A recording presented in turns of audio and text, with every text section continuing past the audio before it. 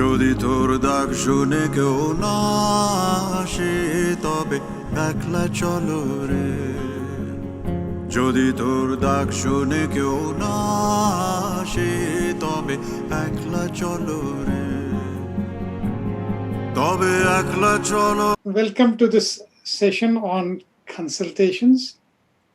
In fact, when we started naming this session, we started with curbside consultations, which has different meaning, corridor consultations, chalte consultations, or by the way doctor consultations, or a person comes to you, doctor, a friend of a friend, or a cousin of a cousin, or a relative of a relative, and various things which we are faced with. Now, these consultations have both, just like a coin, two sides. There could be extreme benefits or harm. It is not taught in medical schools. It is life which teaches us, sometimes the hard way. We do these consultations. We have done it before, earlier, doing it now, and will do it. It's unavoidable. Not much is written about it in literature. So with this, over to Dr. Roshni about the debate. So welcome and good evening, everybody. I welcome each and every one of you to this exciting session, one of its kind and the first of the season debate. So if you all have been bored of the regular webinars, here it is that's going to bring in the change. Now, as Dr. Kamlesh has already mentioned, informal consultations, curbside consultations they are an ubiquitous part, or rather an invisible part of the medical environment or practice. And some of us agree to such requests because of the willingness to help, sometimes unpleasant to refuse, and it's just acceptable to do it. But let us see today, where we have 6 speakers for the motion and against the motion, that how are they going to navigate and take us through this debate, emphasizing on points for the motion as well as against the motion. So quickly introducing each of the speakers, I must mention that I think most of us know each other, but myself and Dr. Kamlesh will be the moderators for the session. For the motion, we have a side led by Dr. Raman with his team, Dr. Srividya Raghavendran and Dr. Nilanjana Ghosh. And against the motion, Dr. Kishore Madhwani leading the team with Dr. Manoranjan and Dr. Gowher on his side. We have 2 special guests and judges who are going to listen through the debate and give us their judgment at the end. This is just to keep us motivated, keep us on the same platform, and to make it interesting. So, beginning with Dr. Raman, we all know him. He is our president, loved by one and all, very, very popular. And moving on to Dr. Srividya Raghavendran, again, a very, very popular figure, secretary of the FBI Karnataka group, a core member of our CPD group, and the many more accolades to each of them. I have to cut it short because otherwise I may not have to finish in this debate. Another very, very talented person, Dr. Nilanjana Ghosh, who works from Siliguri in West Bengal. A lot of insight into research. She's the assistant professor at North Bengal Medical College. We welcome all 3 of you for the motion. Coming to the other side, Dr. Kishore Madhwani, again a very popular, commonly known as Bollywood hero of AFPI. And he is the president of Maharashtra state chapter and doing a lot in occupational health and ergonomics, and we shall look forward to many more sessions of his. Coming to the next speaker, Dr. Gowher Ahmed Wagai, again, a very dedicated physician all the way from Kashmir, has been very, very unassuming and actively participating in all our sessions and does share his knowledge as well. Last but not the least, Dr. Manoranjan, who has freshly graduated, very closely working with Dr. Srividya from Baptist Hospital. Very talented and very well-versed doctor. So I again heartily welcome each one of you.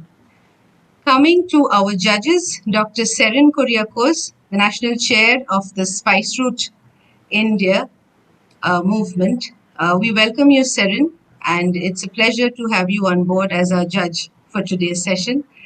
Dr. Sunita Sunil, a member of the Executive Committee of AFPI, again a very passionate, gentle, compassionate family physician is what I have known her as, apart from her many other talents.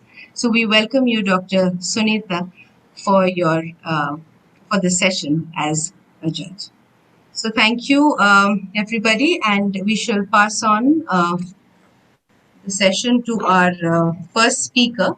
Just to say it in short, we will begin with the introductory speakers for the motion. First speaker would be Dr. Nilanjana. Then the introductory speaker against the motion would come in. The second speaker of each of the sides will be establishing their points or talking about their points as well as refuting the others' arguments. The third speaker and the final speaker summarizes the whole session. Then we shall open it up to the audience for discussion. Thank you very much, and I would like Dr. Nilanjana to begin the debate. Thank you, sir. Thank you, ma'am, for the wonderful idea and the session also. This started with curbside consultations and corridor consultations. Well, the initial word, as we saw, that the quote which was written, we can shake the world in a gentle way. It is true that curbside consultations or corridor consultations, as many of us feel, should not be, but then again, it should be. Because even because there is nothing, as you know, it should be or it should not be. We are on a debate, but anything, but this world is actually gray. So there's no right, white or black in it. So just to start with it, I am speaking for the motion, and I very strongly feel that corridor consultations will always be, because despite the rules and mandates, human behavior will prevail. So our main art lies in navigating it successfully, retaining our professional ethics. Consultations online are very much a part of the practice, especially in times of lockdown. We saw that teleconsultations also came into being, though they are not actually curbside consultations, because in them the doctors are prepared. But the main problem with curbside consultations are doctors are, they are not prepared for it. But again, we are doctors and we know when to say what. We are always, we always should have this idea of empathy for the patient. And this develops a patient listening. Just listening to your problems can solve a lot of anxiety. I have seen it so many times that it develops a hope and comfort amongst the patients that they are being heard, that somebody is actually listened to them. It actually cures them, which we fail to understand. Because when you are in deep distress, just a patient listening will help you. It is also known as catharsis in a way. So curbside consultations are a major way of catharsis for a patient, which is very much needed. But again, but the challenge is knowing the limitations and navigating it successfully.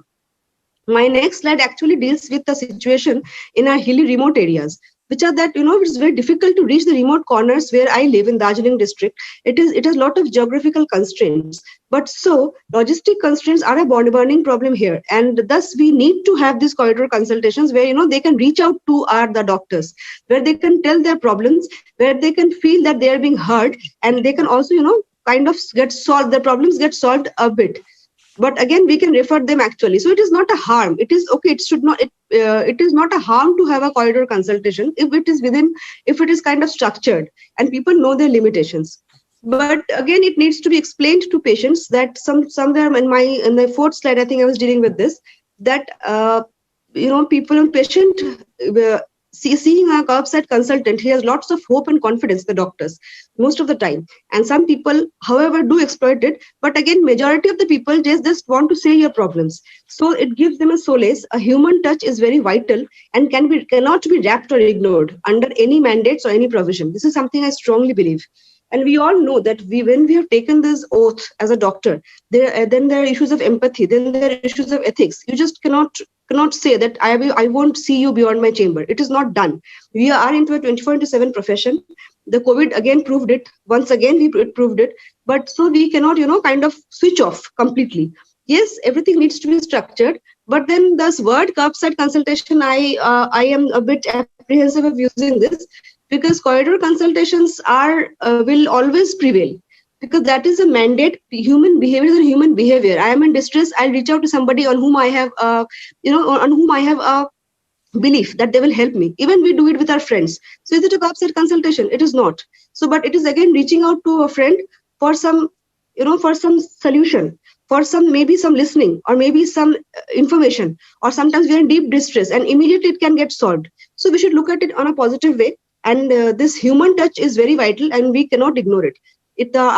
However, it will need some skillful structuring, that's true. I can tell you a small story. I'm working deeply with COVID. So, and into the screening clinic, I was there. And now again, this vaccine has started up, vaccine clinic. And so we have opened this COVID vaccination clinic also. A person came to a screening clinic and then he said that I have so and so problems, my family member are affected and he wanted to deal with them. So what is the treatment, etc., etc. We gave him entirely. Suddenly he said, do we need a vaccination? And then he said, no, doctor, I'm so sorry. I said it there. Imagine in a government hospital, the patient was so conscious. He said, I'll go to vaccination clinic tomorrow and then I'll get your advice. To which we said, no, not at all. Why will you bother? This is what needs to be done. Just do the needful and come after a week. So that is the beauty. They also know the limitations. We also know. But still, again, we can always, this beauty of understanding between a doctor and patient, this relationship is so special that we cannot coin them. We cannot barricade them into strict rules or strict mandates that this cannot be done, that cannot be done. So putting it in other words, consultations should always be, and consultations are very much a part of our nature. And it is a feel good for both of us. When a patient goes away hearing well, so empathy and counseling will win over. But again, the distress needs to be heard by doctor. And our hearing counts because we are equipped. I will go talk about the curbside consultation. A curbside consultation is an informal process whereby a consultant is asked to provide information or advice about patient's care without doing a formal assessment of the patient. There are two types of curbside consultation: formal consultation and informal consultation. Formal consultation. In a formal consultation, the treating physician refers the patient to another physician, often a specialist, in order to obtain a formal guidance on some aspect of patient's care and treatment. So in formal consultation, the treating physician refers the patient to another physician, often a specialist, in order to obtain a formal. Informal consultation, or something referred to as a curbside, halfway, like elevator, roadside consultation, like sidewalk consultation. Curbside consultants are a desirable, well accepted part of medical practice. In a curbside consultation, the treating physician seeks informal information or advice about patient's care. I have one of my personal story about the curbside consultation. Once the husband of a patient came to me in nearby emergency department while I was leaving home from duty and starting complaining about his wife's problem of having severe headache with lower limb weakness. It was post-delivery. According to him, she was conscious, alert, ambulatory. After listening those problems, I inquired him about history of hypertension and other chronic illness, which he denied. I advised him to get her blood pressure done and for NCCT head and the routine investigations. Unfortunately, they took my advice lightly and left without doing my advice investigations except blood pressure, which was normal. Next morning, when I visited to emergency room to meet my colleague, he started sharing his stories about the patients that he has handled overnight. Meanwhile, he added the story of a young female with the same history, which was similar with my curbside consulted patient, who later was referred to health center with as a case of ICH. As we know, death is up to God, but to some extent, I believe scenario would have been different if they would have followed my advice, if I had examined her physically rather than this curbside consultation. Reasons why I'm against curbside consultation: the information provided to the consultant could be inaccurate, incomplete. In this type of consultation, we are not able to examine the patient properly. This type of consultation leads a number of communicational misunderstandings. Curbside consultation do not involve any documentations. This type of consultation is harmful to the patient. Thank you, CPD Group, for ideas and discussions. Special thanks to Dr. Kamlesh, Bhargava, and Dr. Roshni Gangoli. Dr. Srividya, please go. Hi, good evening, all. I hope my voice is clear. So we start the next session of our debate. I think the previous speaker, Dr. Gowher, was quite crisp and clear. So I have to add few points to my already previously prepared slides. So coming back to the discussion once more, as Dr. Gowher has mentioned, curbside consultation do have few negative impact in terms of the history being incomplete, in terms of there could be a communication gap between the physician and the patient, and they may not be able to examine physically. Completely understand, but I'm here to talk about why people do this curbside. Why do people talk to us in the corridor? Why do people discuss when we go to parties and when we have a personal meeting or some family events? I'm sure a lot of our friends and family talk to us about it. There must be a reason for it, because this has been a good old practice for many, many years. And when I was looking through quite a few research which was done in different parts of the world and also in our country, the commonest reason which we were able to identify was one, because they were known to you, they expect you to give us some medical information which they may not be able to get from the physician who they are seeing, because this is the first time they might be meeting somebody who they are not aware of it. Or they would probably ask us, because, by the way, doctor, I have a knee pain. Do you think I have to see this ortho compared to another ortho? Because you might be knowing in your friend circle. Could you help us in that? That could be another reason for it. And another common reason is, recently I had a patient who had just come to talk about an event which happened in her family, where somebody was was told that the patient need to have a hysterectomy, and they wanted to just check, do you think is this a right indication to do it? Because they believe that as a family physician, I might be able to give them an advice, but they have not just come to as a consultation, but they wanted our opinion on it. Could this be correct? So there are multiple reasons why people have this informal consultation, and few things. And I have also written facilitate early appointments, because sometimes we know there are times where people have to wait to see one particular doctor, so they can ask our help. Could you just talk to them and get us into the thing? So there are multiple reasons. And if we look at the next slide, where I've discussed about why do people ask it, what are their expectations? Because sometimes, as I was mentioning, they might be feeling comfortable talking to us about their problem compared to a new doctor who they're not aware of it, or they don't know much about it.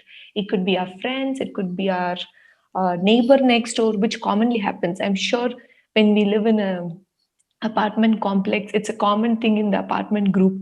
Is there a doctor there in this group? Can we just have a quick chat? This happens regularly. And there are a lot of times, yes, of course, it can be a hindrance in some scenarios, but there are a lot of times we do feel that if there is an emergency, if a child has fallen down, or recently my neighbor had a CBA, so I had to go there, spoke to them about it, arranged an ambulance, and these kind of things can be done, and people are also comfortable about it. So there are multiple reasons why people do it, and these are the scenarios I have identified and I have put it in. And why do we also encourage it? Because I think as a doctor, we also feel morally obliged to provide a good care to our patient, because we feel as a part of our thing, it's our duty to help our friends, our neighbors, and when they have a query, we should always address it as much as possible. And we also feel that if there is something I can do good and reduce their suffering, which is beneficence, which I have written it. And also, if possible, can we reduce any harm? So these are the things which goes through in our mind when somebody asks us in the middle of the corridor or somewhere outside or anywhere wherever we meet. So there could be multiple reasons, and internally also I'm sure we all go through it. And let's move to the next slide, where I have spoken about why do people do it. From the patient's point of view, they feel comfortable. They can have a quick discussion with a physician or a doctor who they know, and they know that the person they are talking to will be able to listen to them better than somebody who they do not know. And of course, it's a free consultation for them. From the physician's point of view, from our doctor's point of view, we are happy to share the information, whatever we know. And we feel that we are morally obliged to help our patients. And also, if you look at the other way, there are many times we do get a lot of reference to it, because we must have met people in the outside our consultation rooms. And I'll just finish one last thing. So I feel it's a good area where we feel that this is how we can get referral, and along with our help to our patients, we can also improve our practice. I'll talk about the recommendation probably later on, because I have run out of time. Thank you. Good evening, all. I'm against the motion. I'm against for curbside consultations, but let me start the presentations. So why do these curbside consultations happen? Many of the times we seek some treatment plan, and we are in doubt about the antibiotic culture sensitivity and with some lab investigations. And many of the times we also are in a dilemma where we want to have some clarity regarding the diagnostics and other problems. But when these consultations happen with the general public, like actual corridor consultations, it goes like a free consultation. Many of the people ask for a second opinion, and some people do ask for an added opinion. I negate with Dr. Srividya, where she was saying like, I don't come across such a comfortable, cooperative and understanding patients in my rural setup. Might be her practice is different, where she can have very well educated patients who can also understand the situation of a doctor. But we rarely come across such patients where a patient can understand. But generally, this CCs, they are time demanding. They help in sustaining relationships. They give an opportunity to update the knowledge, and sometimes it may help for reassuring the patient, but it saves a lot of time and money for the patient, but not for the physician. And for the pursuit academic discussion, yes, it can happen if it happens between the doctors. But generally, these sort of things happen when there is an urgent need of information. But why I'm against it? There is no documentation. Why? Because people try to blame us later, but no one will vouch for it. And it further takes away from the practice where our art of medicine is examining the patient. And it doesn't, medicine is never like one size fits for all.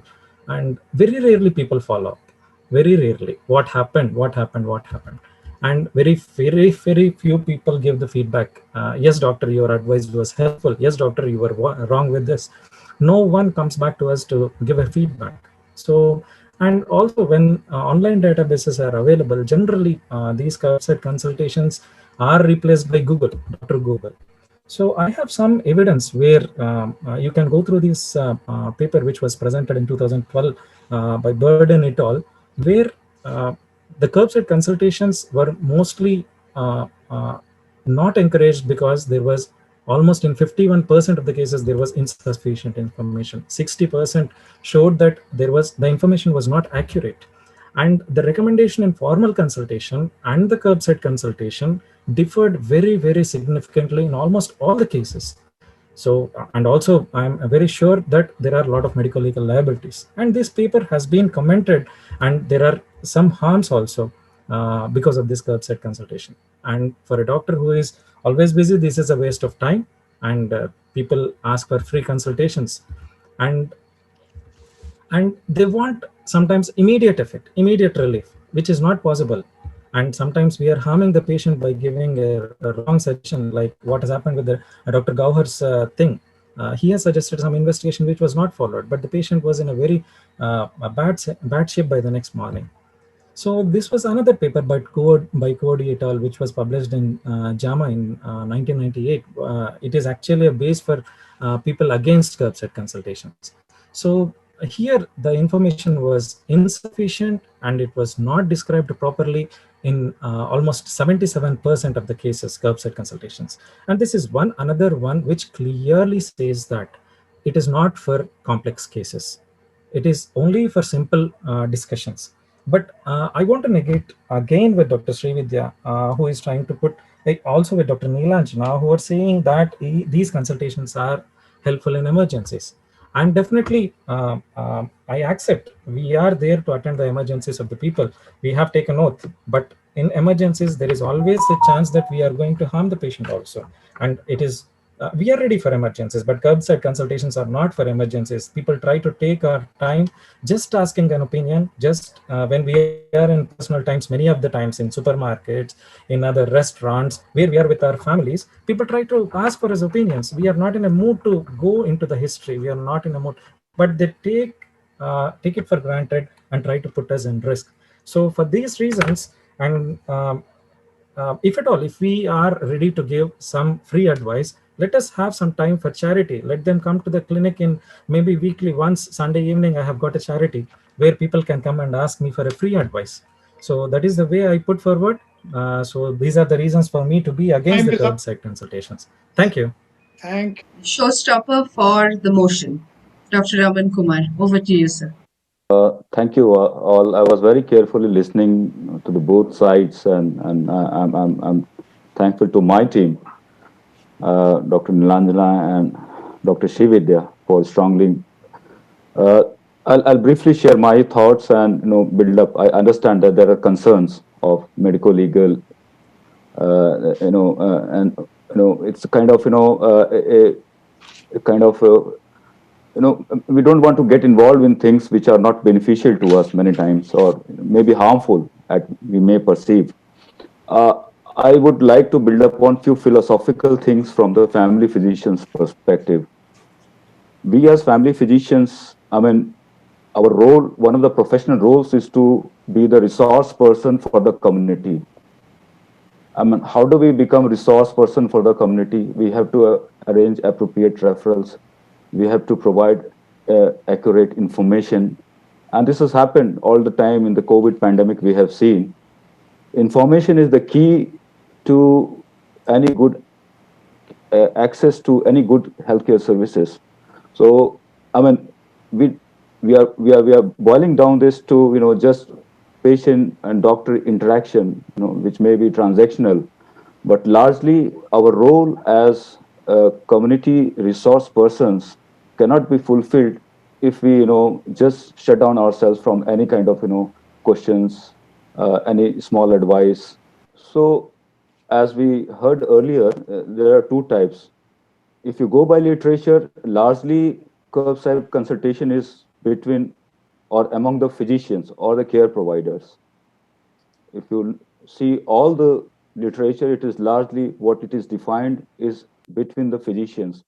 And this we do every day, even if we say we ourselves as primary care physicians. I regularly call Dr. Kishore Madhwani, who is talking against me. I take curbside consultations from him. He himself agreed many times to arrange other, consultation from other consultants from Mumbai, just in case I was having any confusion. And this is a routine practice we do among ourselves. I talk to my juniors, seniors who are cardiologists, nephrologists, urologists, and this is what curbside consultation is. Why I do so? Because I do not have enough of skills or knowledge by myself unless I, get, consultation. And this necessarily does not constitute to a full consultation. Because if you go for a full consultation, of course, if it is required, I will refer a patient to a consultant, my friend, colleague, or whomever. But this is a routine practice, and this is a formal practice also. All of us do it. So let us be, not shy that to accept that we do not do it, and we do not want to do it. So when we do it ourselves, why do we want our community and patients to deny that kind of opportunities? So who are the people who come for corridor consultation? If you talk in the context of public or patients or community. These are your relatives. This would be absolutely inhuman to, scold your relatives or drive away your relatives and not give them any good advice. They trust you. They are the one, they depend on you. Your neighbors. You live with your neighbors, and they, casually they ask on a walk, and no, what you're supposed to do.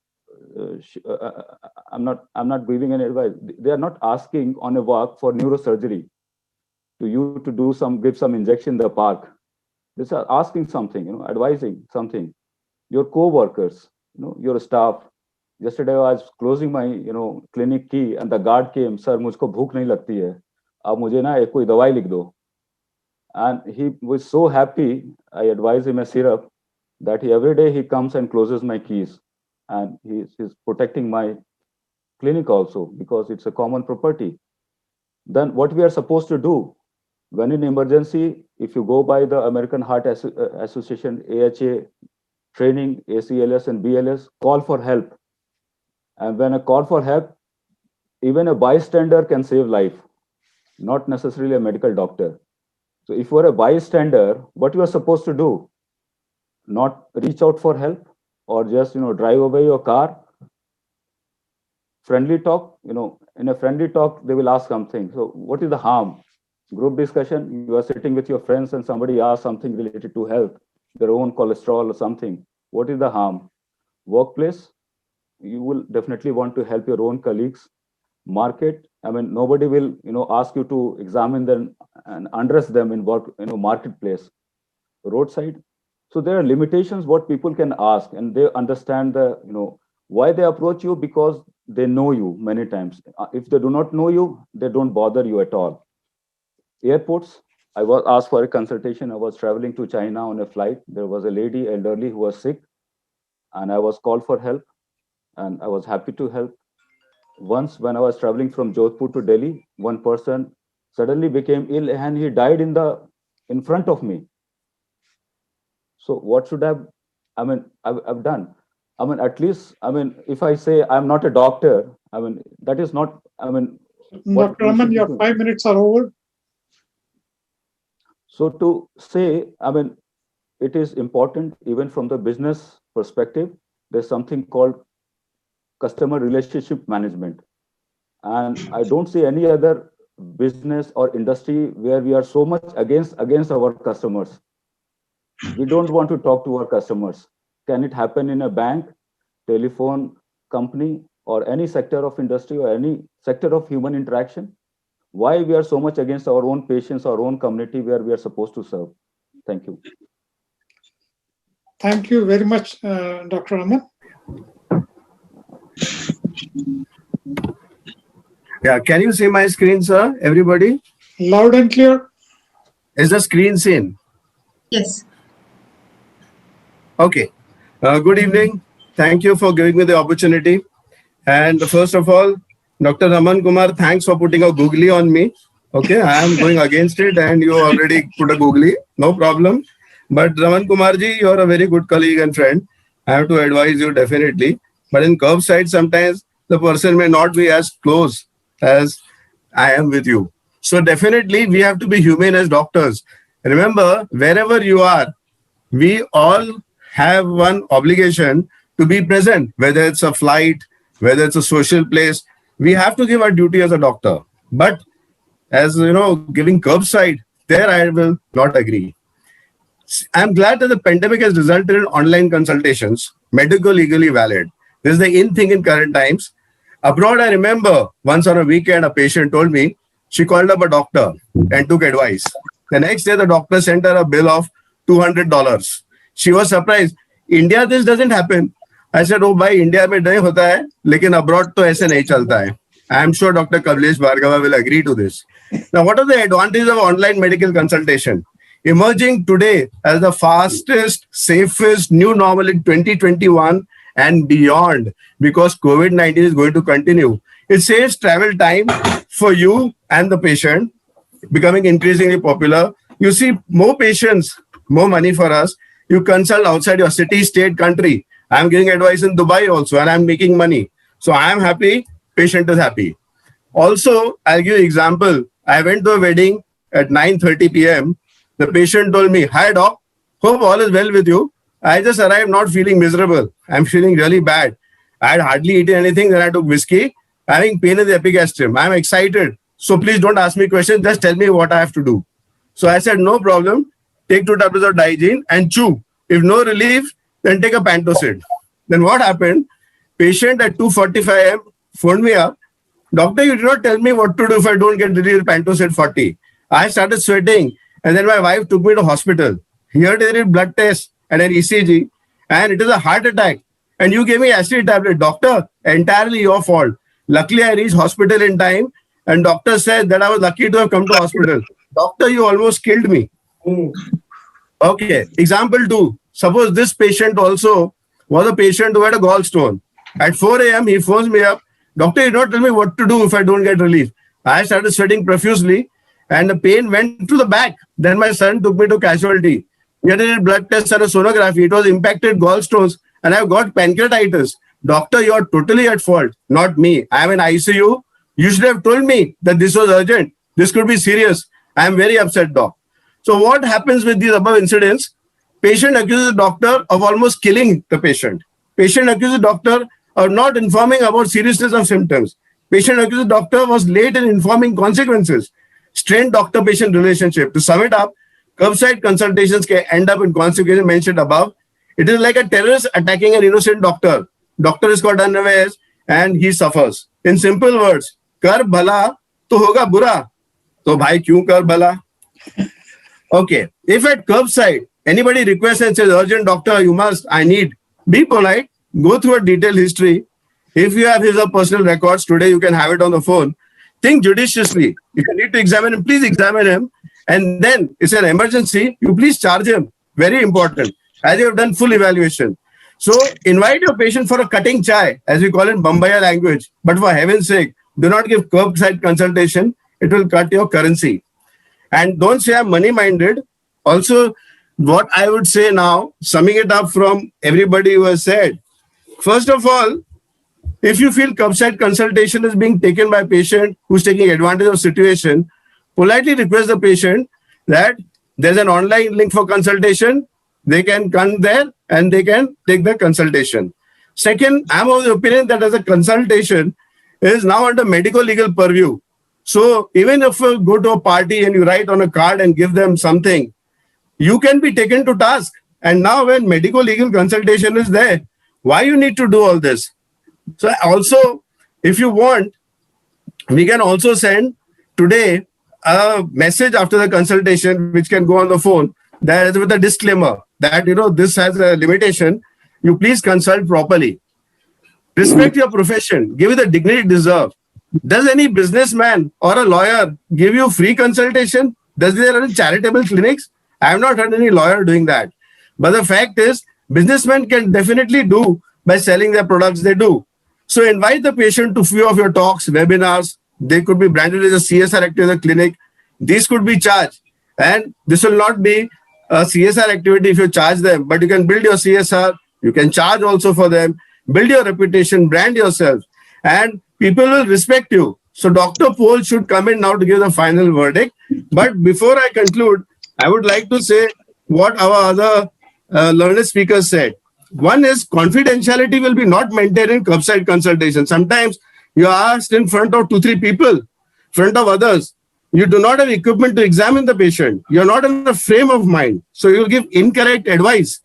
So you are doing a mistake. It is hazardous. It is unethical. So I wouldn't call it unethical. There are communication gaps in this, and these communications need to be addressed. And if the behavior of people is wrong, we have to correct it. So now is the time to correct. And even when the doctor went for CVA, well, you could have charged, given your time. What does the patient would have expired? I have to give a CPR. Definitely you would have given your services. So yes, see, you have to be available on an aircraft in a social place. All that is not chargeable. That's you're doing your duty as a doctor. But very important, time is up. Should be taken into consultation. And with the medical legal times, we should not indulge in curbside consultations. Thank you very much. Just to sum it up and talk in brief about what both the sides did mention for the motion side, they did stress on human behavior, ethics, empathy, catharsis, not harmful. So in most of the cases, we should, according to them, offer help, and that is the beauty of being a family physician. The trust factor again was highlighted by Dr. Srividya, and moral obligation. While Dr. Raman spoke about the family physicians being the resource person for the community, physician to physician curbside consultation, which we often do too. And they have highlighted over and over again that it would be inhuman to not offer curbside consultation. Whereas from the against the motion team, we did have quite a few points that they have reputed, and on the top of the list is no documentation and harmful effects of curbside consultation, because we wouldn't be in the frame of the mind, and definitely not for the complex cases. And Dr. Kishore summed it up well, saying that, giving quite a few examples. In fact, Dr. Manoranjan and Dr. Kishore and Dr. Gowher, we saw that there were quite a few harmful effects, and because in certain cases the patients did not take it seriously, and in certain cases the doctors were not in a frame of mind, so the advice given was very casual. Dr. Swapna has asked, why is curbside consult exclusive to doctors? I don't see teachers, lawyers, tax consultants being asked doubts by anyone casually on the go. Why exclusive to doctors? Because doctors are easy targets. They are nice people. They always want to help. That is their genetic or their base. So people take advantage of them. While for teachers, etc., it is a formal. You go to the school, etc., or they have coaching classes. So that's what my take is. Moreover, sir, they have taken the oath also, so they are bound to help. Mm-hmm. In no other profession we take oath, so maybe. If you want to blame anybody, blame him. Yeah, I'll be very happy to take the blame for this wonderful session. Okay, but thanks to you for taking it up and building upon it. So Devashish, would you like to answer this question? Sure. So my wife's side is lawyers and judges. So they actually get asked for free advice a lot of times by friends and family. So the distant relatives would come to their house and ask for advice on certain matters. So it's not unique to doctors, first of all. It's, as Dr. Raman said, somehow as doctors we are very much against our clients. So somehow we feel that we are getting robbed of our right in some way if we provide such consultations free of cost or in an informal setting. Whereas the other professionals are happy to provide such advice because they know that the future referrals will come from that. So it's a way of building your practice. Of course, as doctors, we have to take care that we don't overstep our boundaries. But I think as family physicians, we are blessed to have those skills where we can develop that rapport and trust within a few seconds, and then even if it is short consultation, we make sure that we do a lot of safety netting. As Dr. Kishore Madhwani said, if we did that safety netting, that if it doesn't get better by PAN 40, then you please get an ECG done immediately. So thank you very much, Dr. Devashish. Dr. Bijay, would you like to say something? Can I just take 2 minutes to put my point? Yeah, the clock starts now. 2 minutes. Yeah, thank you. There are two components to the curbside consultation. Actually, the word curb comes from the root roadside or payment side. So actually, it's a polite way of saying it's a roadside consultation. There are two ways: patient side and doctor's side. So doctor's consultation, me taking consultation from other doctors is very common for me because the patient benefits in many ways. It keeps me in touch with them. The doctors give me short CMEs of whatever topic is being discussed. And thankfully, my seniors or colleagues don't charge me for that. Now coming to the patient side, I put a calculation in the national group that at 350 rupees charge per consultation for me, at the rate of 4 consultations curbside per day for me. At the end of 1 year, I am giving about 4 lakh worth of consultations free of cost. In my short career of 10 years, I must have given 10 lakh rupees consultation, 40 lakhs rupees consultation so far. But then I'm a doctor. It's my duty to put myself in the patient's shoes, which means that I would love it if my doctor gave me a free roadside consultation. So as the patient walks away happily after after having solved one or two issues, I can't help look at this pocket, because there goes my 350 rupees walking away very proudly and smiling. At these moments, a devil pops up by the side of my head and in uncharacteristically foul language he whispers, "Tu साले 20 साल तक तेरा home loan भरते रहेगा."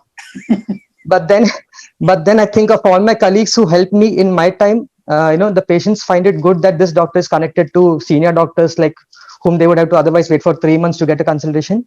And those doctors have never charged me for their consultations, which I take from them.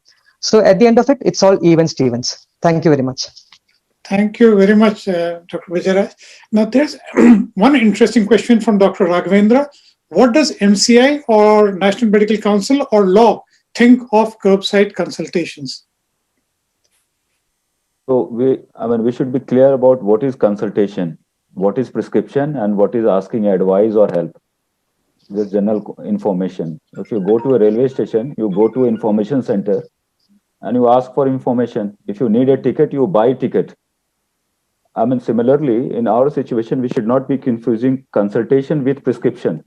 When I say I have advised many people curbside, corridor, roadside, in my bank ATM to the guards, or my clinic to my staff, I do not mean to say that I have given prescriptions all the time. Yes, I have written at times to my, I went to a bank, my local bank, and the guard asked me, "Sir, मुझे ये problem होती है, आप थोड़ा help कर दो." The guard cannot leave his post, cannot come to my clinic. There will be never another opportunity. I simply wrote on the ATM slip. I've done this. Regarding the questions specific about NMC and Medical Council of India, as we understand, these are informal discussions. So they are beyond the preview of, if you have not given anything formally, you are not liable in any terms, because you have not given anything on written. When you have given a prescription, you are liable. So Dr. Hemant Saluja had mentioned Dr. Gowher's advice to the patient's husband. Can any patient in any healthcare institution get a scan without a requisition? So the suggestion to the husband for CT scan was appropriate, but ought to have been through the treating team. Yeah. Hello. Hello, go ahead. Yes, it's true. That's true. But that was the verbal advice when her husband approached to me for the advice. Just she had a severe headache, and verbally I asked her that if you go to the casualty in the emergency room and you just ask it for and get the routine investigation done, and she may need a CT head. Even he has been advised. Usually, what in our society, once she got a symptomatic treatment and the headache was gone, and he feel that she's okay now, and usually people used to say, so specially attended said, we will come again in the morning next time to have a look. And so next morning he came with the same symptoms, and doctor advised again for the CT, and they got some unexpected things. So okay, so Dr. Kamlesh Bhargava, I would like to add to the MCI question. This is Dr. Kishore Madhwani. Go ahead. As per the last question and the MCI, I think it's a very good question. I would like to say a few points which came just now only. Now, as Dr. Gowher was asked, he advised, and Dr. Ma'am said that oath we have taken. Oath we have taken to give correct advice, do no harm. Any advice which can result in harm is not proper, it is unethical. Okay. Right. Referral, if Dr. Devesh Saini said that sometimes we get, you're expecting a referral, again, you're expecting a monetary benefit, unethical again. Okay. So don't expect that a curbside consultation will boost your practice and that's why you should do it. No, never. So coming to the times of COVID, which has made you realize, we're glad it was there abroad. You call up on the phone, you sent a bill. I'm glad it's come here. Now wake up. Everything is available. You're giving medical legal online consultations. Do for this also. Tomorrow, somebody may ask you casually and tomorrow they may blame you. People are here out. Who knows? 99.99% are fine, but the 0.1% are there. So protect yourselves. Be on alert. I think this is a very good topic, and we should have some formal way. If somebody also takes a curbside consultation, if you know them, you have their telephone number, unko bol do, ek disclaimer bhejo. I did it, but I was not in the proper frame of mind, didn't have the tools. My advice will be better if you consult me. I think we should end it at that. Yeah. And that's a very important thing. It appears to be unethical. Yeah. Thank you very much, Dr. Yes. Kishore. The last comments before we go on to the judges. And of course, there are lots of questions on the chat board. Maybe we'll continue these discussions or questions into our WhatsApp group of the AFPI. Dr. Hemant Saluja, do you want to say something? Sir, in the case of Pavaskar versus State of Maharashtra in 2018, there was a huge 304 attempt to suicide allegation on the treating physicians regarding telephonic consultation for this delivery case, which was delivered. The child was delivered through a cesarean section.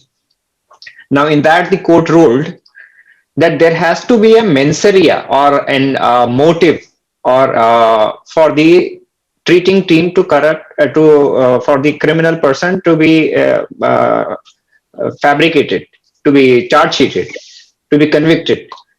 In the case of doctors, there is no mens rea to harm the patient. The mens rea means the intention. The intention, there was no gross negligence. So in a curbside consultation, as Dr. Raman said, it is basically a term used between physicians. It is not used for consultations between patient and doctor. It is in common parlance, curbside consultations are between physicians and a fellow colleague seeking. I agree with you, Dr. Hemant, and that was one of the challenges which we came across when we were defining this topic, and then we chose deliberately to have this curbside consultation defined as consultation between a doctor and a patient, not between a doctor and a doctor, because most of the differences are between doctors and doctors. So to answer, we had this challenge to begin with. May I, sir, add something? Dr. Nilanjana. Yes, sir.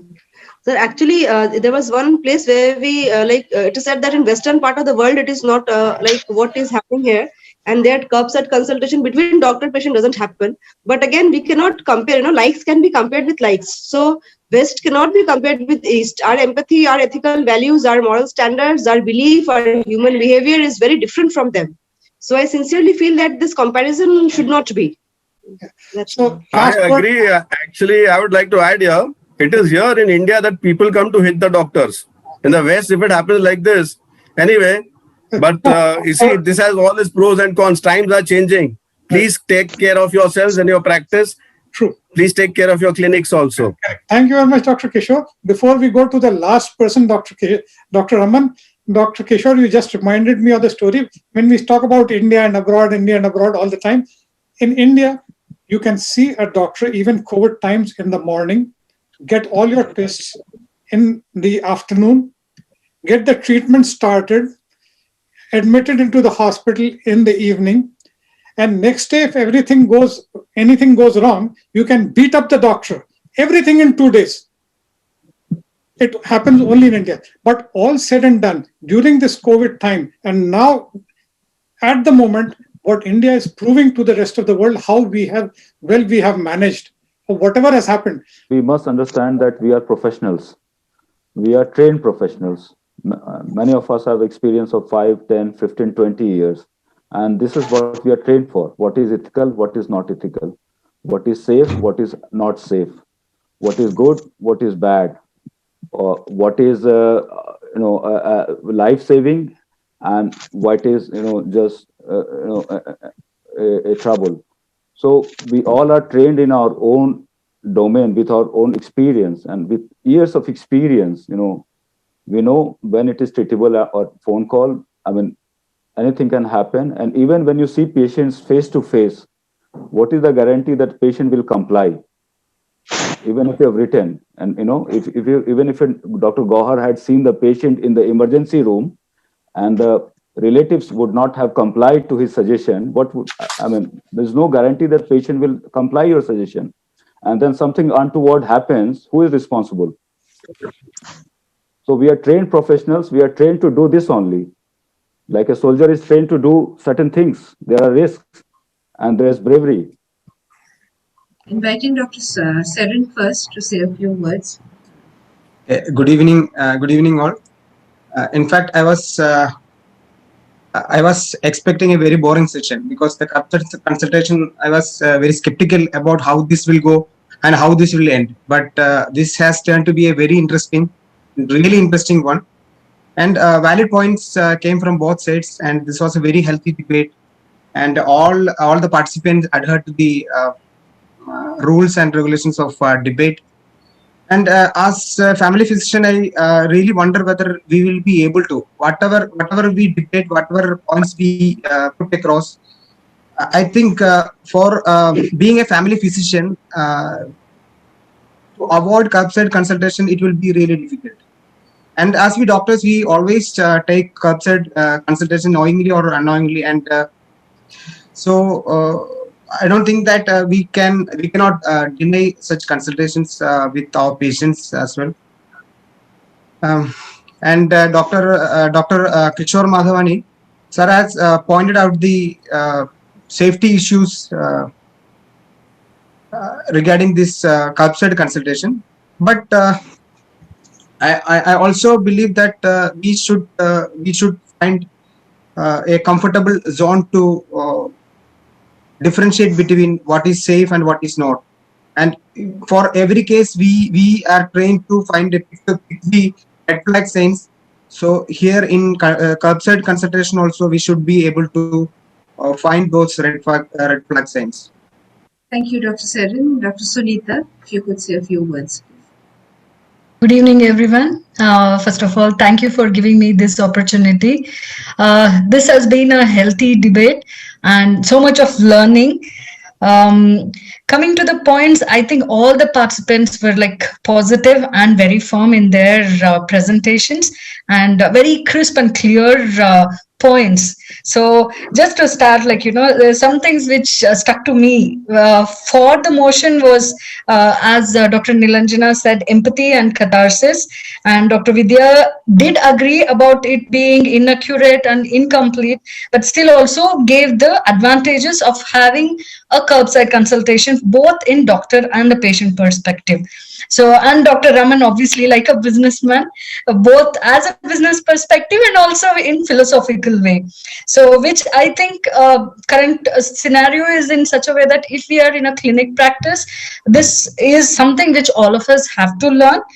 Having that business acumen is also very important. And as one of the participants mentioned, it's not just doctors who give the curbside consultations. There are many times like lawyers, as the person has mentioned, to give simple things like, even a plumber, many times, some things goes wrong. So, and we ask them like, is there anything you can come and check it? So or we ask them, or an electrician. So it is possible. No disrespect or anything, but then like it does happen in the other professions, not just in our profession, but the depth or the gravity of our consultation is more, because at the end of the day, we are dealing with the life. So our words make lots of difference to them. And having a blanket cover when we are giving a consultation, and again, not to put, there are situations where we are asked about the other second opinion or added opinion, like the way it was mentioned. So we need to be very careful not to put the other doctors down also. We have to like support and at the same time, give the opinion. So these are some things which we haven't learned in the medical colleges, but this is over the period of time we learn about it. Coming to against, the literature which was put across for the motion, against the motion, was very good. And they also gave the theoretical types of curbside consultation, and also the emphasis on poor documentation, when we do this kind of consultations. And also the point which they mentioned, the difference in urban and rural sector, I think that's very important, because in urban sector people do understand and people do go to Google. Rural sector, it is totally different, and again they can they can sway in either way. It can either be positive, it can either be negative.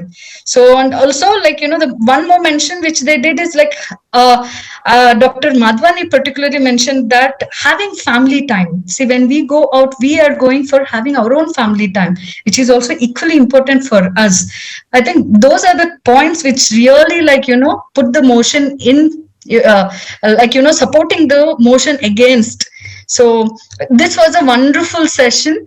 And though it is for first time, I think it's learning for all of us, whether like as judges, as participants, and as the presenters. I think it's one of the wonderful session I have come across. So I want the organizers to keep coming up with such kind of ideas and go ahead and involve all of us in such kind of academic feast. So thank you. Thank you very much. And so it is indeed a nail-biting finish, because while you all were talking, I was tabulating the results. And so very, very close finish. But the winners are some more pause, some more suspense. Everybody's glued to their screens. So the final winners are against the motion. A big clap for them. I must mention here that, and it's just a difference of 3 points, to be very precise. And I thoroughly enjoyed this debate, and I'm glad that it came out to be successful. Thank you to each one of the speakers, the judges, and each one of the participants who have logged in and taken out their time to be with us today. A special mention of Dr. Devashish Saini. It was his idea, and that credit has to be given to him. Last but not the least, again, I would like to thank Dr. Kamlesh for always organizing the CPD programs very, very well. And also must mention here that this time we did not partner with ClearNet, and Dr. Kamlesh has used his own personal Zoom account for our session today. So thank you for that, sir. Thank you to one and all. And any last parting words? And just last point I want to make here is, I want to give credit again, Dr. Manoranjan. If you remember, he's the same person who was very close in his last slide. But important thing, we had a wide range. It was a rainbow from experience to a very smart person who had done the literature search and brought us up to date, up to speed, and all the references quoted, whether it was legal by Dr. Hemant. And so this adds to the beauty when we discuss things in healthy. So thank you, Dr. Manoranjan, from bringing up all those references. In fact, when we were looking for references, we didn't find many. So three cheers to Dr. Manoranjan. Thank you very much, sir. It was first of its kind. I am trying to attend this kind of debate, and thanks for inviting me for this. Special thanks to Dr. Srividya for referring my name for such kind of debate. Thank you. Bye. যদি তোর ডাক শুনে কেউ না আসে তবে একলা চলো রে যদি তোর ডাক শুনে কেউ না আসে তবে একলা চলো রে তবে একলা চলো একলা চলো একলা চলো একলা চলো রে তবে একলা চলো একলা চলো একলা চলো একলা চলো রে